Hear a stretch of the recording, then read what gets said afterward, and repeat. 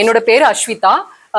நம்ம வந்து ஏற்கனவே ஆகஸ்ட் 17ஆம் தேதி நான் இந்த மாதிரி ஒரு பிரஸ் ரிலீஸ் கொடுத்திருந்தேன். அதுல வந்து என்னுடைய அரசியல் ஈடுபாடை பத்தி நான் பேசியிருந்தேன். 100 நாள் ஒரு பயணம் மேற்கொள்வேன் அப்படின்னு சொல்லியிருந்தேன். அதே பயணத்தை தான் வந்து அந்த 100 நாள்ல 60 நாட்கள் வந்து நான் முடிச்சிருக்கேன். 60க்கும் மேற்பட்ட வில்லேஜஸ்க்கு வந்து நான் வந்து விசிட் பண்ணியிருக்கேன்.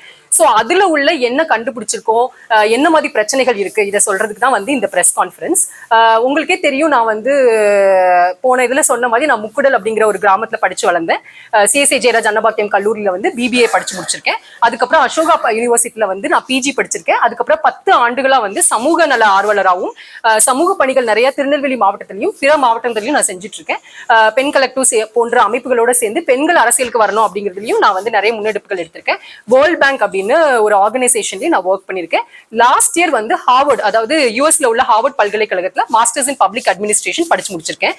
சோ இப்போ வந்து இந்த வருஷம் நான் வந்த நோக்கம் வந்து என்னன்னா, அரசியல்ல நம்ம ஈடுபடணும். ஆனா அந்த அரசியல் வந்து ட்ரெடிஷனல் அரசியலா, எப்போதும் எல்லாரும் செய்யற அரசியலா இல்லாம, எப்போதும் அரசியல் எப்படி செய்வாங்க, மக்கள் கிட்ட போய் இதுதான் எங்களோட கோரிக்கை, இதுதான் வந்து உங்களுக்கு நாங்க கொடுக்குற மேனிஃபெஸ்டோ அப்படின்னு மக்கள் கிட்ட கொடுப்பாங்க.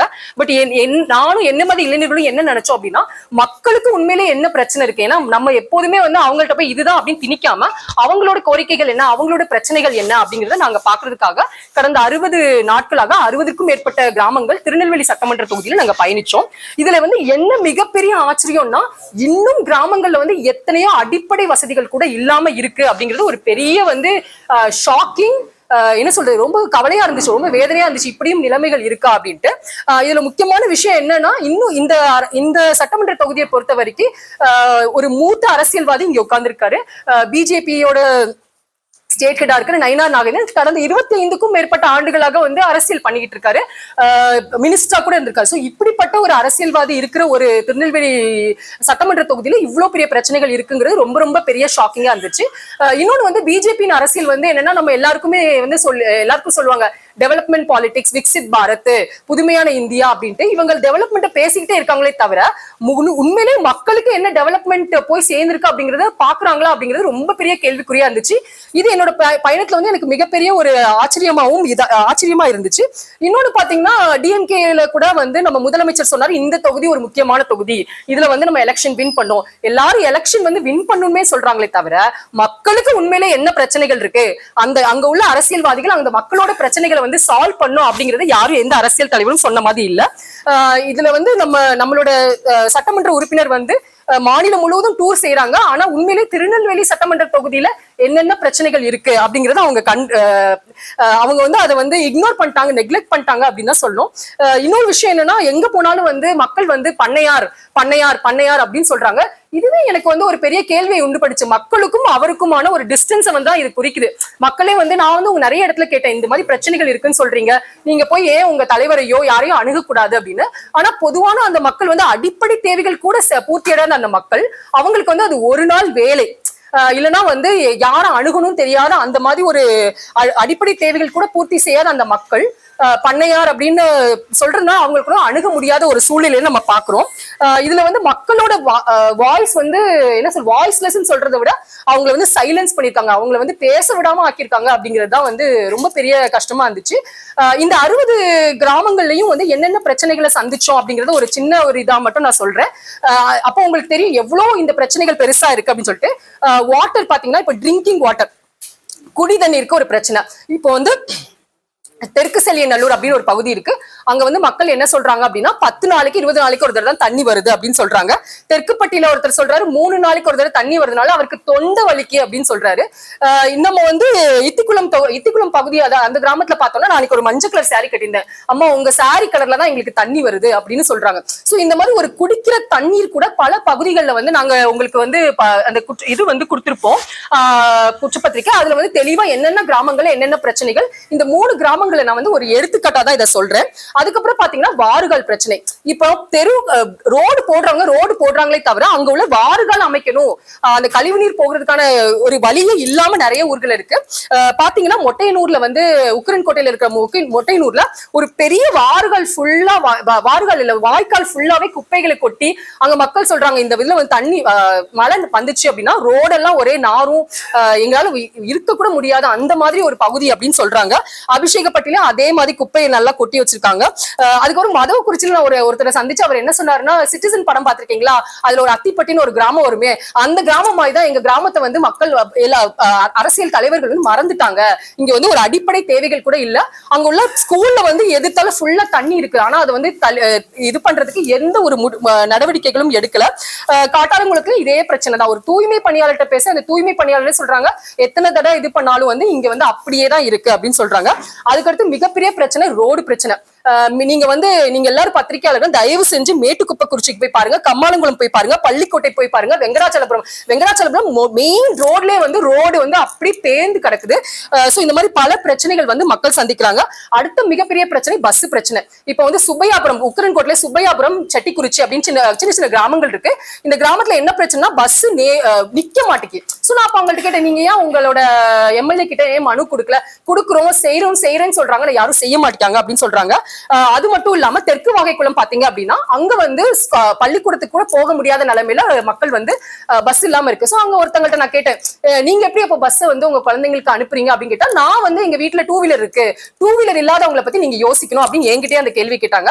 வந்து இன்னும் பஸ் நஞ்சாங்குளம் நிறைய கிராமங்கள்ல பாத்தீங்கன்னா அந்த லிஸ்ட்ல நாங்க எழுதிப்போம். 30க்கும் மேற்பட்ட கிராமங்கள்ல வந்து பஸ் தொல்லைகள் வந்து பயங்கரமா இருக்கு. அதுக்கப்புறம் முக்கியமான ஒரு விஷயம் என்னன்னா 100 நாள் வேலை. இப்போ வந்து நம்ம ரொம்ப முக்கியமான ஒரு விஷயமா இதை பார்க்கணும். ஏன் அப்படின்னா நம்மளோட சட்டமன்ற உறுப்பினர் வந்து ஒரு சென்ட்ரல் கவர்மெண்ட்டை ரெப்ரசென்ட் பண்ற பிஜேபியோட பார்ட்டியை சேர்ந்தவர். அப்போ வந்து நரேகா போன்ற விஷயங்கள் வந்து இங்க திருநெல்வேலி சட்டமன்ற தொகுதியில மக்களுக்கு ஒரு பெரிய பிரச்சனையா இருக்கு. பாத்தீங்கன்னா லாஸ்ட் 1 இயரா முக்காவாசி கிராமத்துல இல்ல. எனக்கு எலெக்ஷன் டைம் வரதுனால மேபி இனிமே வரலாம் தெரியல. இதுல வந்து என்ன காரணங்கள் சொல்றாங்கிறது அதோட ரொம்ப முக்கியமா நோட் பண்ணணும். சூப்பர்வைசர் இல்ல, நெட்வொர்க் பிரச்சனை, போட்டோ எடுக்கிறதுக்கு ஆள் இல்ல. இது வந்து எத்தனையோ படிச்ச பிள்ளைங்க வேலை இல்லாம இருக்கிற காலத்துல போட்டோ எடுக்கிறதுக்கு ஆள் இல்லைன்னு சொல்லிட்டு நரேகா வேலையை வந்து இல்லாம சொல்றது வந்து ரொம்ப பெரிய ஒரு ஆச்சரியமா இருக்கு. ஃபண்ட் இல்ல, இந்த மாதிரி பிரச்சனைகள் சொல்றாங்க. அதுக்கப்புறம் திருப்பணி கரிசல் குளம், அதாவது சுகாதார பிரச்சனைகள் நிறைய கிராமங்கள் இருக்கு. இப்போ முக்கியமா பாத்தீங்கன்னா திருப்பணி கரிசல் குளம் 5000 மக்கள் வாழ்றாங்க. அந்த பகுதியில 5000 மக்கள் வாழ்றாங்க. ஆனா அங்க ஒரு ஹாஸ்பிட்டல் வந்து இல்ல. அதுல வந்து நான் ஒரு அம்மா கிட்ட பேசல. அவங்க அம்மா என்ன சொல்றாங்க அப்படின்னா, அம்மா யாராவது ஒரு பிரெக்னென்ட் லேடி இருக்காங்க, ஒருத்தங்களுக்கு உண்மையிலேயே ரொம்ப உடம்பு சரியில்லை, ஒரு ஆட்டோக்காரங்களை எல்லாம் அவங்க வந்து ஏதாவது குடிச்சிட்டு படுத்துட்டாங்கன்னா நாங்க எப்படி வந்து இங்க வந்து கூட்டிட்டு போவோம் அப்படின்றாங்க. ரொம்ப ஒரு சாதாரணமான ஒரு ஹெல்த் நீட்ஸ் கூட சாட்டிஸ்ஃபை ஆகாம இருக்கு. நிறைய இடத்துல பாத்தீங்க அப்படின்னா காலனி தெருக்கள் சொல்ற ஆதி திராவிடர் வசிக்கிற பகுதிகளில் நிறைய பிரச்சனைகள் இருக்கு. நிறைய தண்ணீர்ல இருந்து எல்லாத்தையும் அடைச்சு வைக்கிற பிரச்சனைகளும் இருக்கு. இன்னொரு வந்து பெண்களுக்கு பாதுகாப்பு. மொட்டையனூர் நான் வந்து ஒரு குரூப் ஆஃப் விமனை வந்து சந்திச்சேன். அவங்க வந்து ரொம்ப இதா சொன்னாங்க, எங்களுக்கு வந்து பெண்களுக்கு பாதுகாப்பு இல்ல, நைட்டு வர முடியல. இத்திக்குளம்லயே ஒரு டாஸ்மாக் பிரச்சனை இருக்கு. அதுக்கப்புறம் காட்டாளங்குளம்லயும் ஒரு டாஸ்மாக்ல வந்து அந்த மாதிரி பெண்கள் வந்து நைட்டுக்கு பயணிக்க முடியாத ஒரு சூழ்நிலை. பெண்கள் வந்து வேலைக்கு போகணும், பெண்கள் வந்து வெளியில வரணும், ஜேர்னலிஸ்ட் ஆகணும், இப்பெல்லாம் நம்ம சொல்றோம். அப்ப அவங்களுக்கு முதல்ல நம்ம உறுதி செய்ய வேண்டிய முதல் விஷயம் வந்து சேஃப்டி. அது கூட இல்லாம சில கிராமங்கள்ல இன்னும் வந்து பல பிரச்சனைகள் இருக்கு. அந்த பிரச்சனையை தாண்டி வந்து பஸ் இல்ல, இப்படிப்பட்ட பிரச்சனைகள் வந்து அதை இன்னும் மேலா பெண்கள் வெளியில வராம விடுறதுக்கான சில விஷயங்கள் பண்ணிட்டு இருக்கு. இன்னொன்னு வந்து என்ன 100 நாள் வேலை. இப்போ வந்து சிப்காட்ல வந்து ஒரு இது இண்டஸ்ட்ரீஸ் கொஞ்சம் இருக்கு. அந்த இண்டஸ்ட்ரீஸ்ல கூட என்னன்னா 50 வயசு ஆயிட்டு 40 வயசு ஆயிட்டுனா உங்களை வேலைக்கு எடுக்க மாட்டாங்க. உண்மையிலேயே ஒரு வேலை தேடுற ஒரு ஆளு 30 வயசு கீழே இருந்தாதான் அங்கேயுமே வேலை கிடைக்கும். வேலையில்லா திண்டாட்டம் வந்து மிகப்பெரிய லெவல்ல இருக்கு. இன்னொன்னு மாஞ்சோலையில வந்து பகுதிகளில இருந்து வந்தவங்களுக்கு இன்னும் ரீஹாபிலிட்டேஷன் சரியா நடக்கிறதுல, பீடி ரோலிங்ல வந்து நிறைய பேர் இருக்காங்க. அவங்களுக்கு என்னன்னா ஒரு கான்ட்ராக்ட் தொழிலாளிகளா இவங்க இருக்கிறதுனால, கான்ட்ராக்ட் மூலமா பீடி சுத்துறதுனால அவங்களோட சம்பளங்கள் வந்து குறைய லெவல் இருக்கு. அவங்க யார்கிட்ட போய் கேட்கறது அப்படிங்கிற நிறைய பிரச்சனை. இப்படி பாத்தீங்க அப்படின்னா நான் வந்து ஒரு லிஸ்ட் ஆஃப் பிரச்சனைகளை தான் இங்க சொல்லியிருக்கேன். ஆனா வந்து இதை விட இன்னும் நிறைய பிரச்சனைகள் இருக்கு. இன்னைக்கு வந்து இந்த குற்றப்பத்திரிகை இதைதான் நாங்க வந்து வெளியிடுறோம். இதுல எல்லா பிரச்சனைகளும் வந்து ரொம்ப தெளிவா நாங்க வந்து எழுதியிருக்கோம். இதை விட ஒரு 6 பக்கத்துக்கு ஒரு அப்பெண்டிக்ஸ் நாங்க கொடுத்திருக்கோம். அது என்ன அப்படின்னா ஒவ்வொரு கிராமத்திலையும் என்னென்ன கிராமத்துல இந்தெந்த பிரச்சனைகள் இருக்கு அப்படிங்கிறதையும் நம்ம தெளிவா அதுல சொல்லியிருக்கோம். நான் வந்து ஒரு தனி மனிதனா தான் நான் வந்து இப்ப ரெப்ரசென்ட் பண்றேன். இதுல முக்கியமான விஷயம் அதான், நான் கிராமங்கள்ல எல்லா இடத்துலயும் நான் வந்து இது பண்ணணும் அப்படிங்கிறதுக்காக நான் பண்ணல இதை. என்னோட புரிதல் என்னன்னா, அரசியல் களம் அப்படிங்கிறதுக்கு நம்ம வரதுக்கு முன்னாடி மக்களோட பிரச்சனைகள் என்னன்னு தெரிஞ்சுக்கணும் அப்படிங்கிறதுக்காக தான் இந்த பயணத்தை நான் மேற்கொண்டேன். அப்படி மேற்கொள்ள நான் மக்கள் கிட்ட கேட்கிற ஒரு இது, அடிப்படை ரோடு இல்ல, உங்க பிள்ளைங்களை ஒரு பையன் சொல்றான் 3 கிலோமீட்டர் நான் நடந்துதான் வந்து நான் போறேன் வடக்கு செல்லியன் ஸ்கூலுக்கு. சோ இந்த மாதிரி அடிப்படை பிரச்சனைகளை ஏன் வந்து நீங்க எடுத்துட்டு போக மாட்டீங்க அப்படின்னு கேட்கறப்ப அவங்க சொல்றாங்க எங்களுக்கு வந்து ஒரு நாள் வேலை போகும், யார்கிட்ட நாங்க போய் சொல்ல அப்படிங்கிற ஒரு பிரச்சனைகள் வரச்சுலதான் நான் ஒரு தனி மனிதன் ஓகே நான் வந்து இத்தனை பிரச்சனைகளை கேட்கிறேன், இவங்களை யார் ரெப்ரசென்ட் பண்ணுவா? நம்மள மாதிரி வந்து சமுதாயத்துல இருக்கிற படித்த இளைஞர்களும் ஜேர்னலிஸ்டும் நம்ம தான் ரெப்ரசென்ட் பண்ணணும். சோ அதுக்காக தான் வந்து இந்த முன்னெடுப்பை நான் ஏற்படுத்தேன். அது ஒரு எடுத்துக்காட்டு.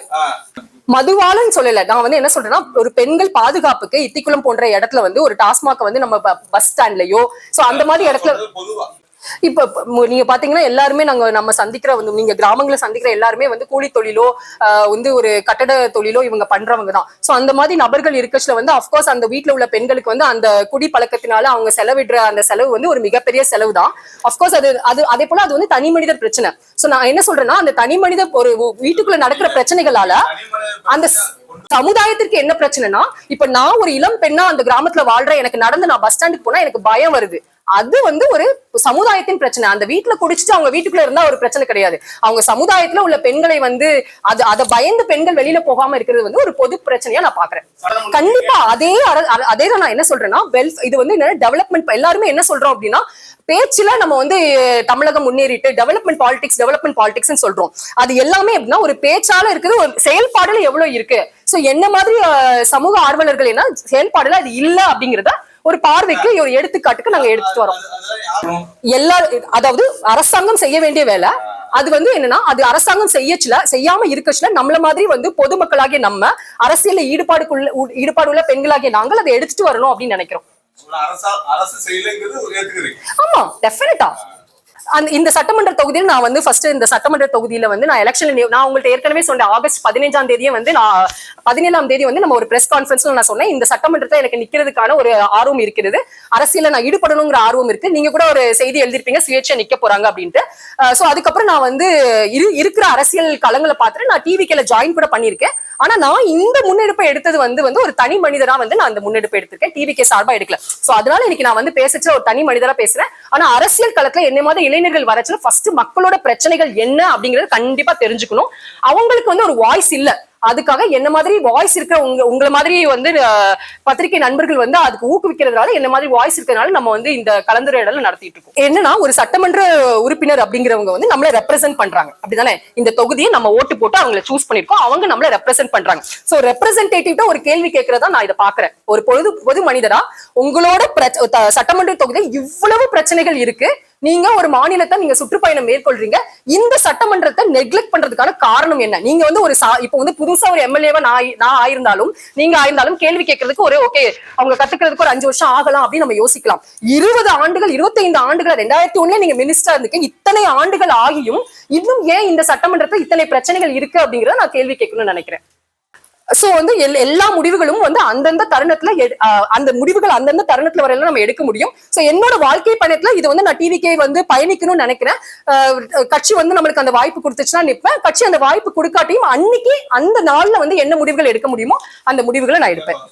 என்னோட இப்போ உள்ள நான் வந்து நான் ஏற்கனவே உங்களுக்கு சொல்லி இந்த 1 வருஷ பயணம் வந்து இந்த திருநெல்வேலி சட்டமன்ற தொகுதியில உள்ள எல்லா பிரச்சனைகளையும் புரிஞ்சுக்கிறதும் அந்த மக்களுக்கு என்னென்ன தேவைகள் அப்படிங்கறத வந்து வழங்குறதும் அதுதான் என்னோட குறிக்கோளா இருக்கு. இந்த சட்டமன்ற தொகுதி மட்டும்தான் என்னோட பார்வையா இருக்கும்.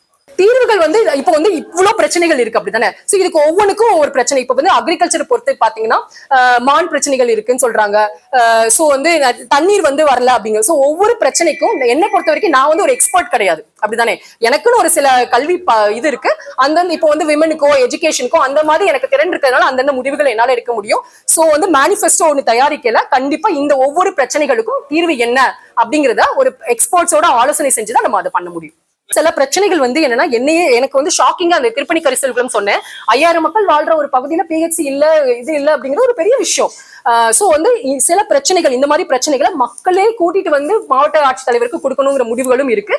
இது வந்து என்னோட முதல் பயணம். அந்த 60 நாட்கள் வந்து கிராமங்களை மட்டும்தான் நான் பார்த்திருக்கேன், இன்னும் நகர பகுதிகளை இன்னும் பார்க்கல. யாரோ ஒருத்தங்க கேட்டாங்க நகரத்திலயும் இந்த பிரச்சனைகள் இருக்கு. ஆமாம், இந்த பிரச்சனை மிகப்பெரிய அளவுல நகரத்திலயும் இருக்கு. 60 நாட்கள் தான் முடிஞ்சிருக்கு. இன்னும் அடுத்த 40 நாட்கள் வந்து மாநகராட்சியில உள்ள சட்டமன்ற தொகுதிக்கு கீழே வர மாநகராட்சி பகுதிகளையும் சுற்றுப்பயணம் மேற்கொள்வேன். அதுல என்னென்ன பிரச்சனைகள் அப்படிங்கறது சொல்லுவேன். இதுல மிகப்பெரிய பிரச்சனைகள் என்ன அப்படிங்கறதெல்லாம் பார்த்துட்டு மாவட்ட ஆட்சித்தலைவருக்கும் சட்டமன்ற உறுப்பினருக்குமே இதை வந்து நம்ம சமர்ப்பிக்கணும். ஆக்சுவலா இப்போ வந்து நம்ம வந்து மக்கள் வந்து இப்போ நான் என்னன்னா ஒரு அரசாங்கமோ இல்ல வந்து ஒரு மாவட்ட ஆட்சித்தலைவரோ அவங்க தான் வந்து இதை தீர்க்கிறதுக்கான ஒரு ரெஸ்பான்சிபிலிட்டி பொசிஷன்ல இருக்காங்க. அவங்க தான் இதை தீர்க்கணும். சோ நம்ம மக்களா வந்து ஜேர்னலிஸ்டா மக்களா நம்மளோட ஒரே இது பிரஷர் போடுறதுதான். அந்த பிரஷர் போடாமே மக்கள் இருக்காங்கிறதா இங்க பிரச்சனை. நான் மக்கள் கிட்ட கேட்கச்சுல இது என்ன நான் எங்களுக்கு வந்து ஒரு நாள் வேலை போகுது அப்பெல்லாம் சொல்றாங்க. சோ அந்த மாதிரி ஒரு தருணத்துல நம்மள மாதிரி ஆட்கள் வந்து அதை நான் வந்து சில முகாம்களுக்கு போன நபர்கள்கிட்டையும் நான் பேசினேன். சோ அதுல வந்து நிறைய பேர் வந்து ஹெல்த் கேம்ப்க்கு போனவங்க அதுல வந்து சில சிகிச்சைகள் வந்து சரியா ஏற்படல அப்படிங்கறதும் சொல்லியிருக்காங்க. அப்கோர்ஸ் வந்து என்னன்னா நம்மளோட வேலை வந்து என்னன்னா இத்தனை ஆண்டுகள் ஆகியும் இவ்வளவு பிரச்சனைகள் இருக்குங்கிறத எடுத்து சொல்றது, அந்த பிரச்சனைகளை எப்படி சால்வ் பண்ணலாம் அப்படிங்கறத எடுத்து சொல்றதுதான். அப்கோர்ஸ் அந்த பதவியும் அந்த ரெஸ்பான்சிபிலிட்டியும் எனக்கு வரச்சுலையோ இல்ல என்னை சார்ந்த இளைஞர்களுக்கு வரச்சுலையோ நம்ம வந்து அந்த முன்னெடுப்பை கண்டிப்பா ஏற்படுத்தும். நான் டிவிகே கட்சியில ஜாயின் பண்ணிருக்கிறதுனால டிவிகே வந்தா ரொம்ப நல்லா இருக்கும்னு நினைக்கிறேன். எனக்கு இன்னும் பொறுப்பு கொடுக்கல. நான் வந்து டிவிகேல இப்பதான் ஜாயின் பண்ணிருக்கேன். பொறுப்பு தருவாங்கன்னு நம்புறேன். அந்த பொறுப்பு கொடுக்கச்சுன்னா அதை ஏற்படுத்தி அதை வந்து ஏற்றுக்கொள்வேன்.